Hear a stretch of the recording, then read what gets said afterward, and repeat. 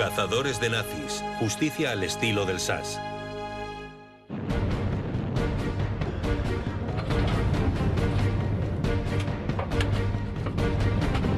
En octubre de 1944, más de 30 soldados del SAS quedaron atrapados tras las líneas enemigas al este de Francia. Infringiendo todas las leyes de la guerra, muchos de ellos fueron torturados por los nazis, ejecutados brutalmente y arrojados a fosas comunes.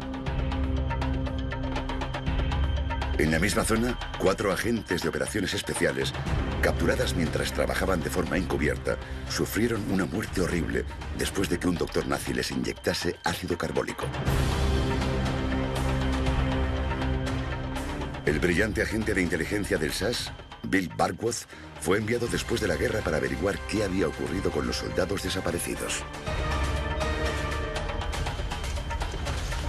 Él y su equipo siguieron el rastro de los asesinos nazis entre los millones de prisioneros de guerra y los escombros de la Alemania de posguerra.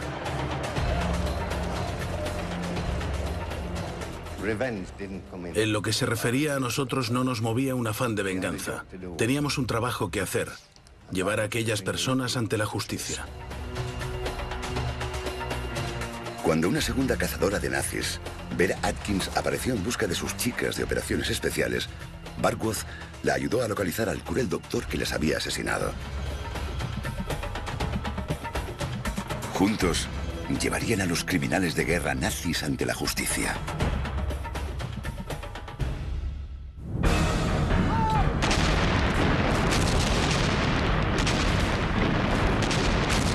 En agosto de 1944, 2 meses después de haber desembarcado en las playas de Normandía, los aliados obligaban al ejército alemán a replegarse hacia el interior de Francia. El tercer ejército del general estadounidense George S. Patton, con su gran movilidad, hacía sufrir a los alemanes su propia táctica del Blitzkrieg, o guerra relámpago. Incluso se hablaba de que la guerra podría terminar en Navidad.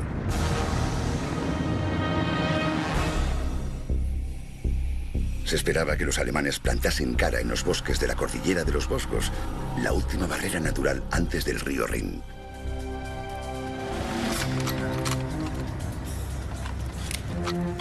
Para desbaratar las defensas alemanas, los comandantes aliados decidieron recurrir al servicio aéreo especial OSAS.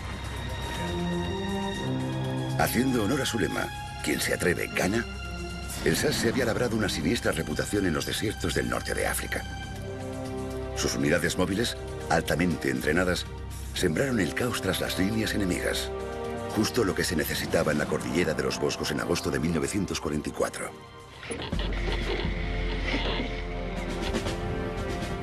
El plan era utilizar a casi un centenar de agentes del SAS durante entre 2 y 3 semanas. La fase 1 consistía en enviar a un pequeño equipo con provisiones y munición para la resistencia francesa local.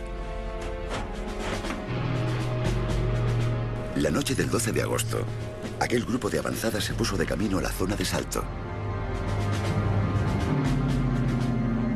Su misión era entablar contacto con los partisanos franceses y establecer un campamento base para la fuerza principal del SAS.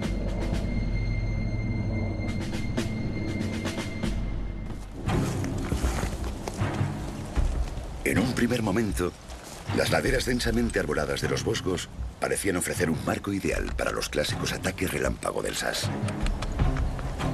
Pero mientras los miembros del grupo de avanzada buscaban una base, no tenían ni idea de que eran el objetivo de una caza despiadada liderada por el doctor Erich Isselhorst.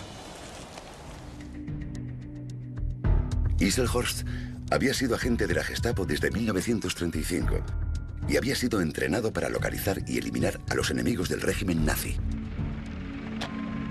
Había comandado uno de los Einsatzgruppen más famosos del Frente Oriental. Se trataba de escuadrones de asesinos enviados por Hitler a los territorios recién ocupados para masacrar a decenas de miles de civiles.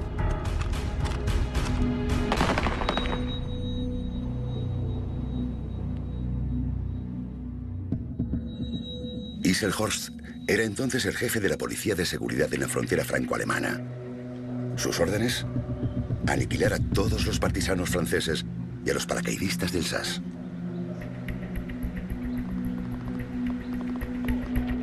La operación se denominó Walfest, o Fiesta en el Bosque. Contaba a su disposición con la policía de seguridad, el ejército y los cuerpos especiales de la Gestapo.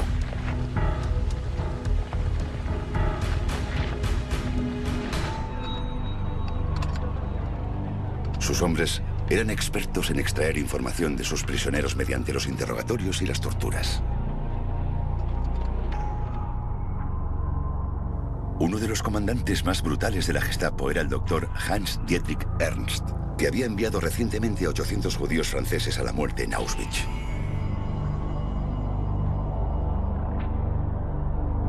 La base principal de la operación Walfest era el campo de seguridad de Schirmeck, a apenas 25 kilómetros de la zona de Salto del Sass.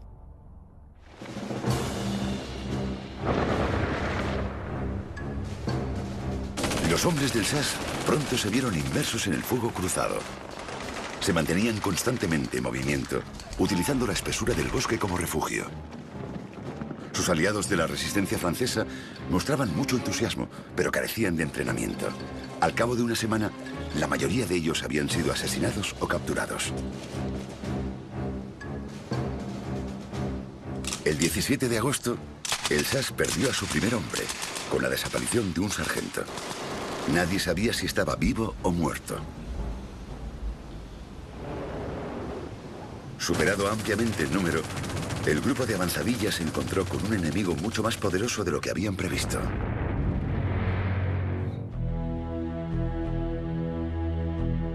Mientras el grupo de avanzadilla trataba de establecer una base segura, el coronel Brian Franks, comandante de la operación, tuvo que esperar 3 semanas antes de lanzarse en paracaídas junto a los primeros hombres de la fuerza principal del Sass.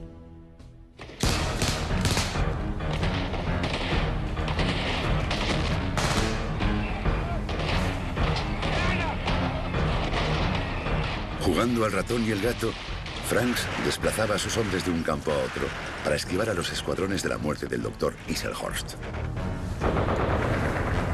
Los hombres del Sass se desplegaron en pequeños equipos para tender una emboscada a los transportes alemanes, pero pronto se toparon con dificultades. Una patrulla de 4 hombres no logró regresar y otros 3 recién llegados desaparecieron en la zona de Salto. Nadie sabía qué había sido de ellos.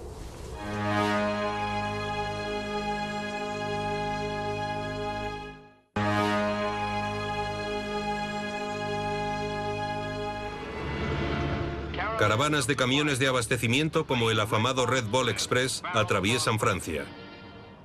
Muchos de los camiones transportan munición y combustible para los tanques de avanzadilla de Patton. Pero las provisiones aliadas comienzan a menguar y finalmente también el Red Ball Express se agota.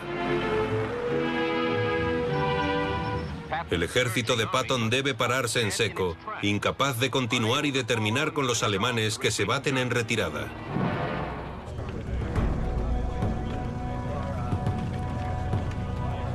La parada en el avance del general Patton fue un desastre para el Sass.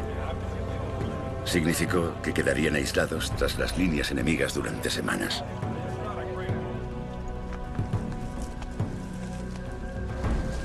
Los alemanes se aprovecharon de la demora de Patton para destinar todavía más tropas, incluidas unidades blindadas para dar caza a los paracaidistas.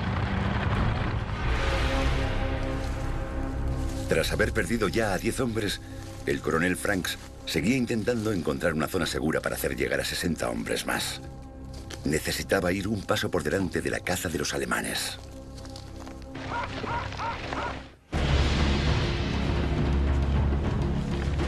Después de que otra patrulla de 3 hombres tampoco regresase de una misión, el coronel Franks decidió trasladarse hacia el este, a un valle densamente arbolado cerca del pueblo de Musey. Uno de sus comandantes, el mayor Andy Whaley Smith, tuvo que quedarse atrás para cuidar de un oficial herido incapaz de continuar la marcha. Una pareja de lugareños les escondió en una cueva del bosque. Pero no todos los habitantes locales eran de fiar. Después de refugiarse en esta casa, otros 8 miembros del Sass fueron víctimas de un colaboracionista que dio el soplo a los hombres de Isselhorst. Tras 4 horas de tiroteo desesperado, se quedaron sin munición. Mientras intentaban escapar, fueron capturados uno a uno. A estas alturas, el coronel Franks ya había perdido el contacto con 21 hombres. La moral comenzaba a flaquear.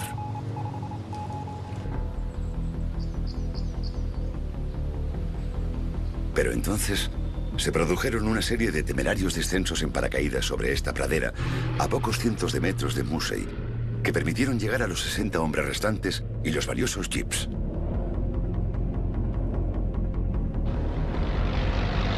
Equipados con ametralladoras Vickers K de doble cañón y ametralladoras Browning, estos jeeps eran la seña de identidad del SAS. Pronto empezaron a tender emboscadas a los convoyes alemanes por las principales rutas a través de las montañas.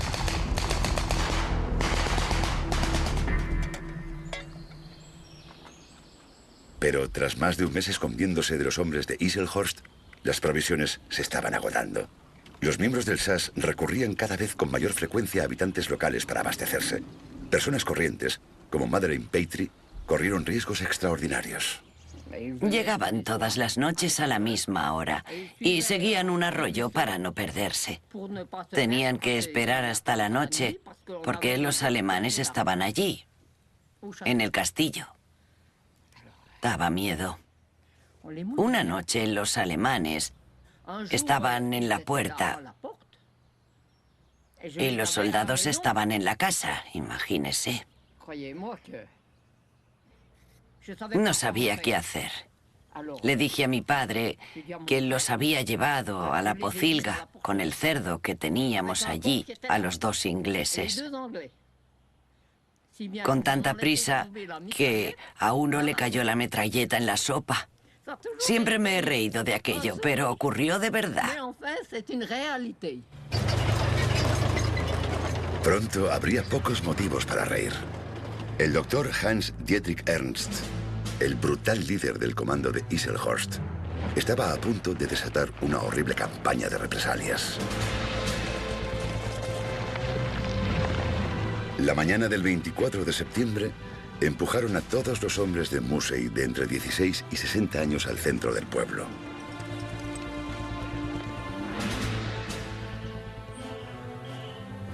Los hombres del SAS observaban con impotencia desde el bosque.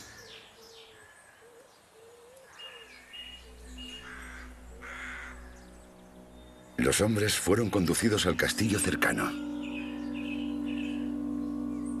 A pesar de los crueles interrogatorios, ninguno de ellos traicionó al SAS.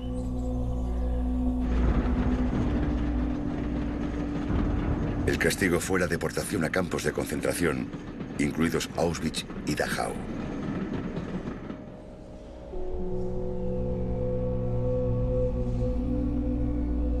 En total, casi 1000 hombres fueron deportados desde los pueblos y aldeas cercanos a Moosey.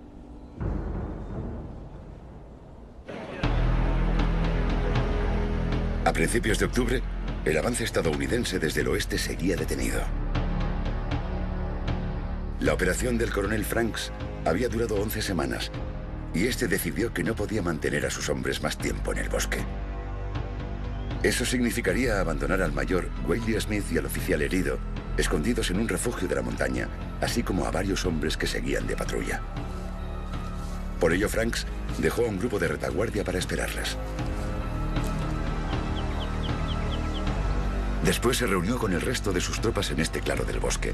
Tras dividirlos en pequeños equipos, les ordenó que se dirigiesen hacia el oeste, atravesando las líneas enemigas para unirse a las fuerzas norteamericanas. Pero sus compañeros en la retaguardia nunca lograron alcanzar las líneas norteamericanas. De los 100 hombres que estaban bajo el mando del coronel Franks, 32 miembros del SAS y un experto en comunicaciones fueron capturados o desaparecieron en combate. Franks tendría que esperar hasta después de la guerra para averiguar si habían caído en las manos de los asesinos del Dr. Isselhorst.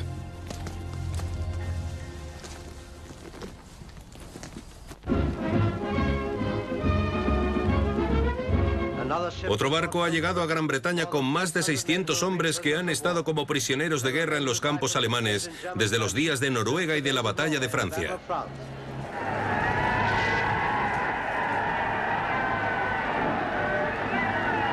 Para millones de personas, el final de la guerra con Alemania fue un momento de celebración.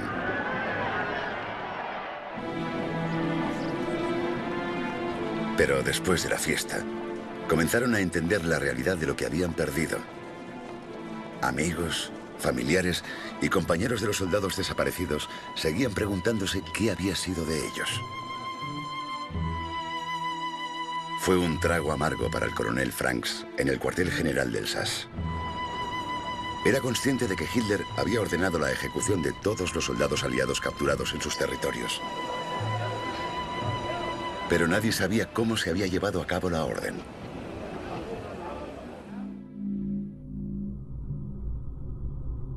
En mayo de 1945, recibieron noticias de las autoridades francesas. Habían descubierto el escenario de ejecuciones en masa cerca de Gaggenau, en Alemania, al otro lado de la frontera de la cordillera de los Vosgos. Algunos de los cadáveres eran británicos. En caso de tratarse de los hombres desaparecidos del coronel Franks, sería el primer indicio de que podría haberse cometido un terrible crimen de guerra.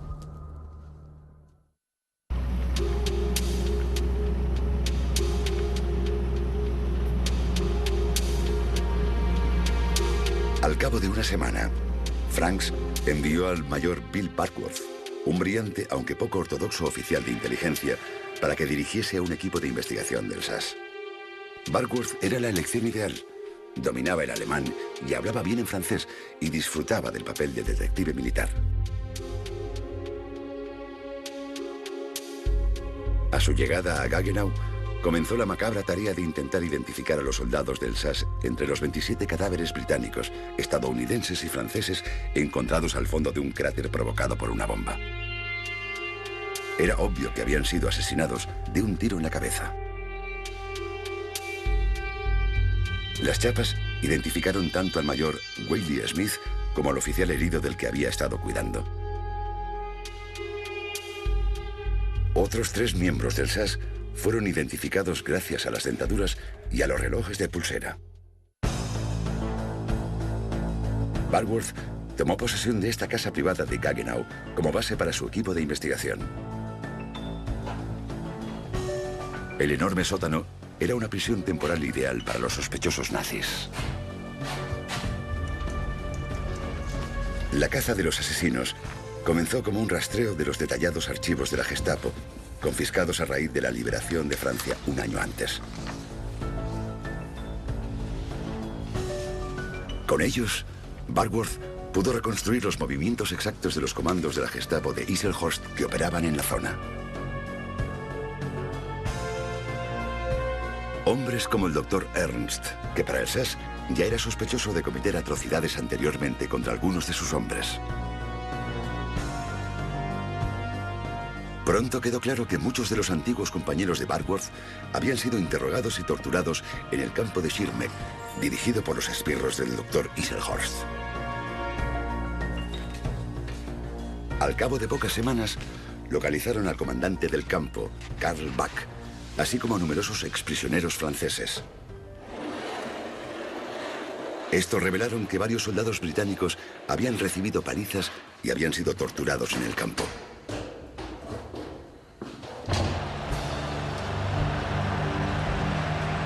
Fue entonces cuando salió a la luz una macabra historia. A finales de noviembre de 1944, el Dr. Isselhorst ordenó a Bach que ejecutase a los prisioneros del SAS. Pero los estadounidenses estaban a punto de llegar al campo de Schirmeck. Así que Bach decidió enviar a los prisioneros apresuradamente hacia el este, al otro lado de la frontera alemana, a otro campo cercano a Gaggenau. El 25 de noviembre, los oficiales del SAS, junto a los pilotos estadounidenses capturados y a algunos civiles franceses, fueron trasladados al borde de aquel cráter y tiroteados.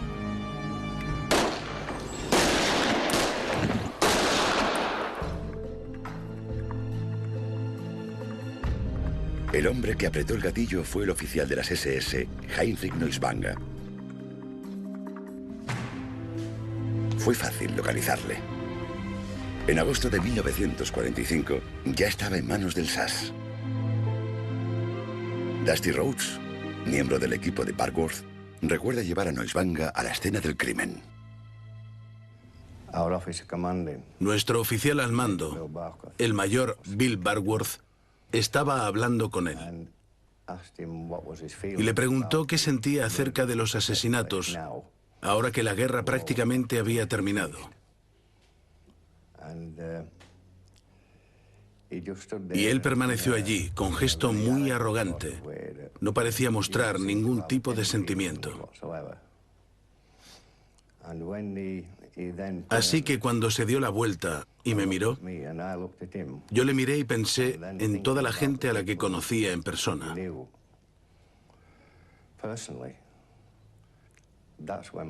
Fue entonces cuando perdí los nervios. Sí, perdí los nervios. Le di un puñetazo y lo envié al fondo del cráter. Había unos 40 centímetros de agua. Pero él tuvo suerte, porque pudo salir. La gente que había caído allí antes no pudo salir. Los hombres de Barkworth estaban logrando progresos. Uno de los criminales nazis que estaba bajo custodia sabía que 5 de los 32 soldados desaparecidos habían sido asesinados. Pero entonces llegó una devastadora noticia del coronel Franks en Gran Bretaña. Enfrentado al enorme coste de reconstruir las ciudades arrasadas por las bombas, el gobierno estaba planeando recortes en las Fuerzas Armadas. El propio regimiento del SAS sería desmantelado. Y toda la investigación tendría que suspenderse. Desesperado por encontrar financiación para mantener a su equipo en Alemania, el coronel Franks recurrió a Jurga Galitzin, un oficial de inteligencia que trabajaba para la oficina de guerra. Galitzin logró que Barkworth recibiese financiación secreta de Londres y estableció un enlace por radio con los cazadores de nazis para poder ayudarles a reunir pruebas de los crímenes de guerra. Mientras tanto, Barkworth todavía seguía buscando a 27 miembros del SAS y a un experto en comunicaciones.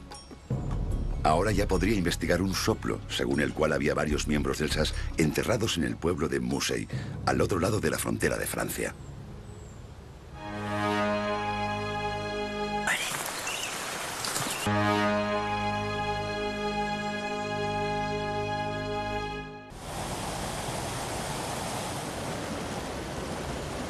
Antes de la guerra, Mousey había sido un floreciente núcleo textil, gracias a los molinos movidos por las rápidas corrientes de agua que descendían de la cordillera de los Vosgos.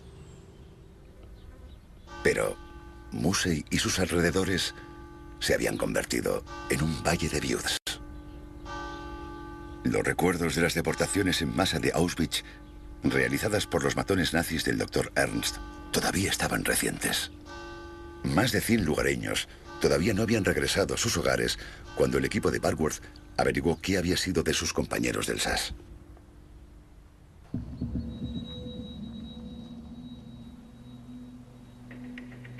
En el cementerio del pueblo, el sacerdote local había enterrado a 8 soldados del SAS y al experto en comunicaciones.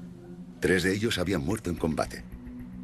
Los testigos afirmaron que los otros 6 habían sido asesinados por los nazis. Barkworth presenció el lugar exacto en el que los soldados Brown y Levis fueron tiroteados y posteriormente quemados. La esposa de un granjero había recibido la orden de cerrar las contraventanas, pero aún así había visto a los ejecutores alemanes en acción. El cuerpo del experto en comunicaciones, el sargento Davis, apareció en el bosque. También había sido tiroteado a bocajarro, probablemente después de negarse a desvelar la ubicación del campamento del SAS. Y finalmente estaban los 3 hombres, Fitzpatrick, Conway y Elliot, que habían perdido contacto con sus compañeros en la zona de Salto. También ellos habían sido capturados y ejecutados por otro comando de la Gestapo que trabajaba para el Dr. Isselhorst.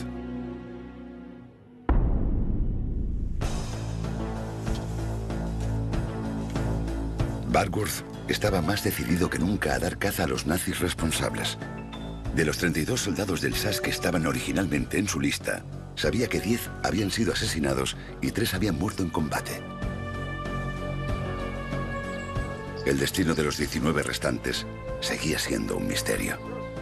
Sabía que en esta casa cercana a Musey, 8 habían sido traicionados por un colaboracionista y detenidos por la Gestapo. También descubrió que 8 de los miembros del equipo de retaguardia se habían refugiado en esta granja a las afueras de Musey y habían permanecido en ella hasta mediados de octubre. Pese a los riesgos, la familia de Yvonne Malaissé cuidó de ellos. Tenían mucha hambre. Llevaban una bolsa con comida enlatada y se la dieron a mi padre para que la enterrase delante de su taller. Les dimos de comer durante una semana o 2. Después se fueron y volvieron unos 10 o 15 días más tarde. No lo recuerdo con exactitud. Le pidieron la comida a mi padre y se fueron. Nunca volvimos a verles.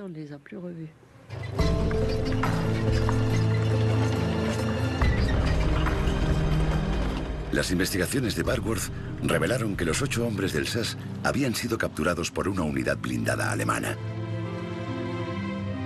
Habían sido entregados al Dr. Ernst y al célebre cuerpo especial de la Gestapo. Pero nadie sabía qué había sido de ellos. Tan solo quedaban 3 miembros del SAS por localizar. Uno de ellos, el teniente James Seeley, había sido asesinado durante una ejecución en masa de partisanos franceses en las profundidades del bosque. Para ocultar su crimen, los nazis habían arrojado a sus víctimas a este antiguo aserradero y le habían prendido fuego. Entre los restos, los habitantes locales encontraron más tarde las gafas rotas del teniente Seeley. En el caso de los 2 restantes, Barkworth afirmó que habían sido capturados por la Gestapo, pero sus cadáveres nunca aparecieron. Barkworth ya tenía pruebas definitivas de 11 asesinatos cometidos por los hombres de Isselhorst y buenos motivos para sospechar que otros 18 hombres podrían haber sufrido el mismo destino. Era hora de llevar a los asesinos nazis ante la justicia.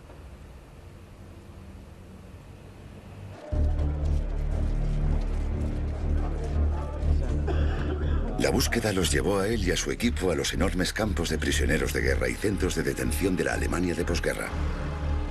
Con millones de refugiados intentando regresar a casa, era como buscar una aguja en un pajar.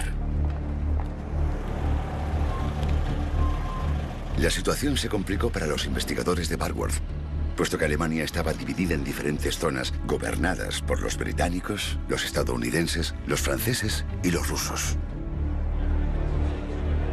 Cada zona tenía sus propias normas y reglamentos, pero la negativa de Barkworth a respetarlas le granjeó numerosos enemigos. Pero los hombres de Barkworth no se detuvieron ni siquiera al descubrir que uno de sus sospechosos trabajaba realmente para los estadounidenses en su departamento jurídico. Teníamos una fotografía suya. Y vi que venía por la calle. Le detuve allí mismo, le subí al jeep y le metí en prisión en Estrasburgo. No, en Karlsruhe. Desde aquel momento, todas las fuerzas estadounidenses estaban buscando al suboficial Rhodes, que había arrestado a un miembro de su personal.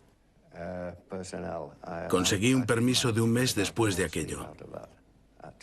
De ese modo, me quitaron de en medio rápidamente durante un breve periodo de tiempo. A pesar de la oposición, Barkworth y su equipo continuaron dando caza a los criminales de guerra. Y él estaba dispuesto a cualquier cosa, incluso a recurrir a una sesión nocturna de espiritismo para tratar de establecer contacto con los miembros muertos del SAS. En otra ocasión, Barkworth realizó una llamada telefónica haciéndose pasar por un antiguo nazi para encontrar a su hombre. Aunque Ernst e Isselhorst seguían esquivándoles, varios de sus subordinados cayeron pronto en las manos de Barkworth.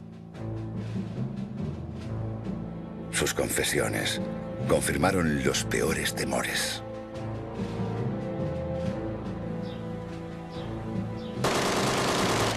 Los 8 hombres traicionados en esta casa habían sido trasladados al campo nazi de Schirmeck para ser interrogados. 15 días después, Los miembros de las fuerzas de la Gestapo, dirigidas por Ernst, les llevaron al bosque para ejecutarlos. Durante el interrogatorio del SAS, los nazis capturados también desvelaron otra atrocidad cometida contra los 8 hombres que el coronel Franks había dejado en la retaguardia. Les hicieron atravesar el bosque hasta llegar a esta ruta, donde había un terraplén. Excavaron una tumba poco profunda. Uno de los alemanes, llamado Weiwar, permaneció en lo alto de la ruta haciendo guardia para impedir que nadie bajase. Posteriormente, obligaron a los miembros del SAS a quitarse toda la ropa y los llevaron uno por uno a lo alto del terraplén para matarles de un disparo.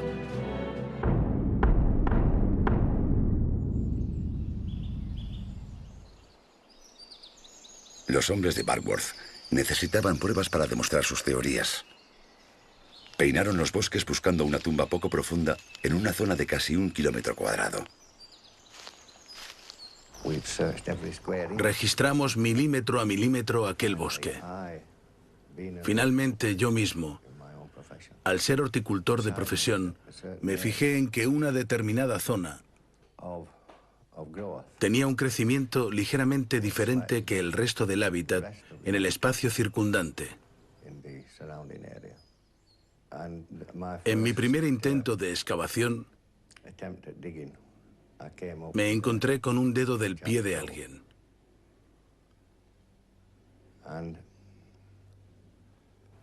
Y supe que habíamos encontrado a los 8 hombres desaparecidos del personal del SAS.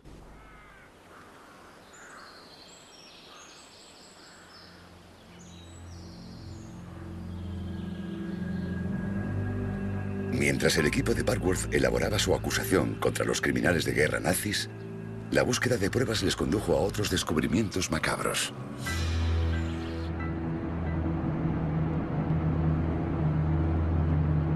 En lo alto de las colinas situadas sobre el campo de Schirmeck, los nazis habían construido un campo de concentración secreto llamado Natzweiler.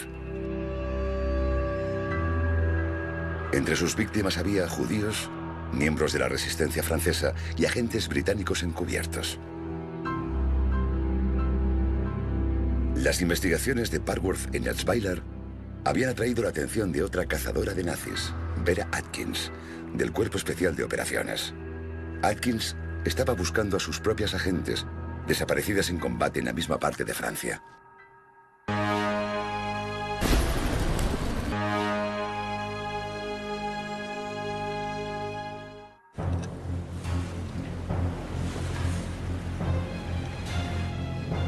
El Cuerpo Especial de Operaciones había sido creado por Winston Churchill con la misión de incendiar Europa. Los agentes eran seleccionados meticulosamente por su capacidad para trabajar clandestinamente. Posteriormente, realizaban un intenso programa de entrenamiento que les convertía en expertos en sabotaje. Su objetivo era crear redes de resistencia para hostigar a las fuerzas alemanas. Pero el precio fue muy alto. 120 de los agentes del Cuerpo Especial de Operaciones introducidos en secreto en la Francia ocupada no regresaron al final de la guerra.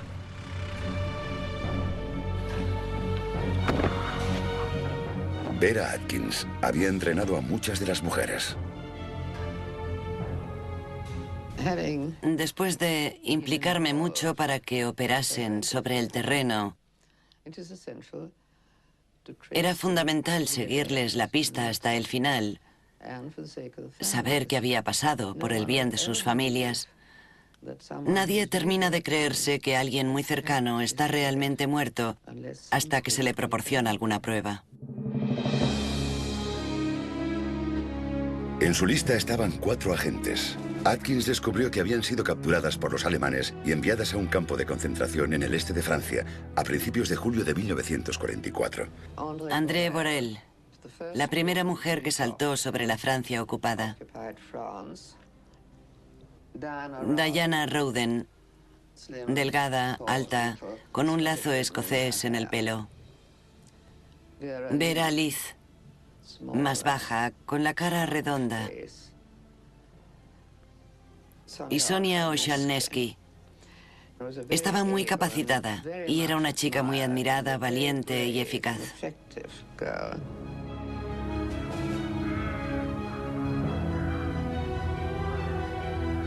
Su destino final había sido Natzweiler, el desolador campo de exterminio cercano a la zona en la que los compañeros de Bill Barkworth habían sido asesinados. Cuando Vera Atkins supo que Barkworth había comenzado a interrogar a antiguos trabajadores del campo, se unió a su equipo en su base de Alemania. Llevaba con ella las pruebas de testigos presenciales acerca del destino de las chicas, aportadas por Brian Stonehouse, un agente del Cuerpo Especial de Operaciones que acababa de regresar tras varios años como prisionero de guerra. Stonehouse había estado en Natzweiler a principios de julio de 1944 y recordaba la llegada poco habitual de 4 mujeres. Siendo un artista con talento, tenía buen ojo para los detalles. Estaba excavando una zanja en Natzweiler a primera hora de la tarde. Y algunos guardias de las SS y 4 mujeres, jóvenes, caminaron hasta llegar al final del campo. Dejé de trabajar y me fijé en aquellas 4 mujeres. Y recuerdo que una llevaba un abrigo de piel. Y pensamos, ¿qué diablos están haciendo estas mujeres aquí? La historia fue confirmada por otro prisionero en Natzweiler, Albert Geris, que había dirigido una red de evasión para pilotos aliados derribados en territorio francés. Los investigadores de Barkworth revelaron a Vera Atkins todo el horror de lo sucedido en Natzweiler. Para empezar, se había visto al oficial médico del campo, el doctor Werner Rode, caminando hacia el crematorio. El doctor Rode tenía un pequeño despacho en el crematorio. Las chicas fueron trasladadas una por una al cuarto del doctor Rode, donde les puso una inyección que supuestamente era una inyección letal. A las chicas les aseguraron que recibían una vacuna contra la fiebre tifoidea, pero el doctor Rode les aplicó con casi toda certeza una dosis de ácido carbónico. Era la técnica de asesinato preferida de los doctores nazis. Cuando creyeron que estaban muertas, trasladaron a las 4 mujeres al crematorio, donde esperaba el verdugo del campo, Peter Straub, para quemar los cuerpos. Los demás prisioneros vieron todos los indicios claros de una cremación. Fue un asesinato múltiple espantoso. Pero lo que los investigadores averiguaron posteriormente fue todavía más macabro. Una de las mujeres, al ser introducida en el horno, recobró la conciencia.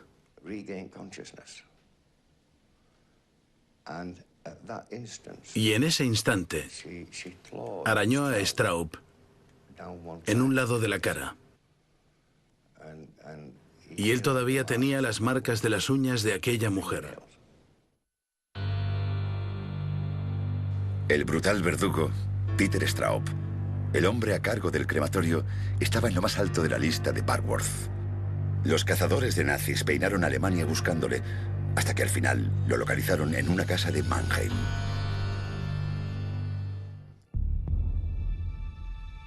El doctor del campo, Werner Rode, que había aplicado las inyecciones letales, también fue rápidamente localizado. A principios de 1946, los investigadores de Barkworth habían realizado numerosas detenciones en toda la Alemania ocupada. Hicieron bien su trabajo. El doctor Iselhorst, comandante de la despiadada cacería contra el SAS, y muchos de los asesinos de los escuadrones de la Gestapo estaban bajo custodia. El único que no había aparecido era el doctor Ernst. Todo estaba listo para que los cazadores de nazis solicitasen justicia para sus compañeros asesinados.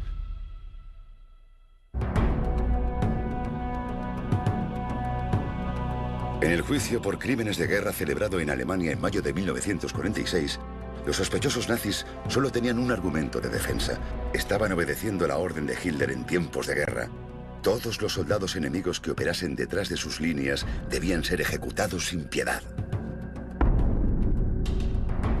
Los acusados explicaron que los hombres del SAS, que habían sido descubiertos con equipos de sabotaje y explosivos, habían sido, por lo tanto, ejecutados legalmente como espías. En respuesta, la Fiscalía argumentó con éxito que los hombres habían sido asesinados en flagrante incumplimiento de las normas establecidas en la Convención de Ginebra. Los fiscales señalaron: las ejecuciones legales no se llevan a cabo en secreto en bosques, sin ropa, sin objetos de valor ni identificaciones. Al final del juicio, el doctor Isselhorst, que había autorizado la ejecución de muchos de los miembros del SAS, fue condenado y entregado a Francia, donde fue fusilado. Muchos de sus subordinados fueron encarcelados o condenados a muerte.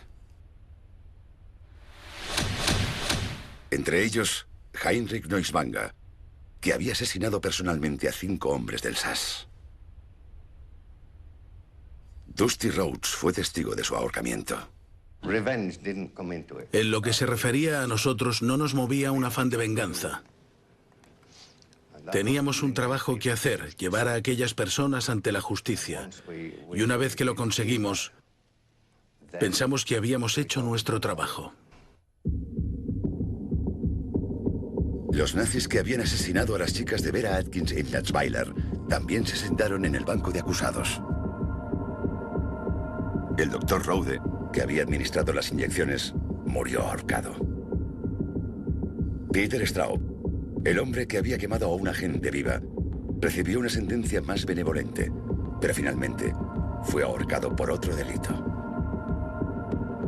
Seguía faltando un hombre de la lista de sospechosos de Barworth.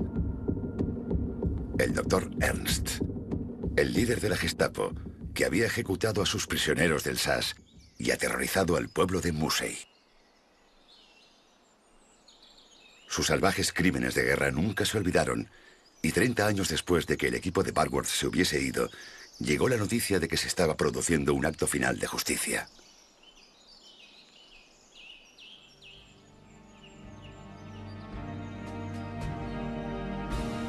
En 1977, el alcalde de Musey recibió una carta enviada por uno de los mayores cazadores de nazis de Francia, Serge Klarsfeld. Él y su esposa habían localizado al infame doctor Ernst, que trabajaba como abogado en la Baja Sajonia.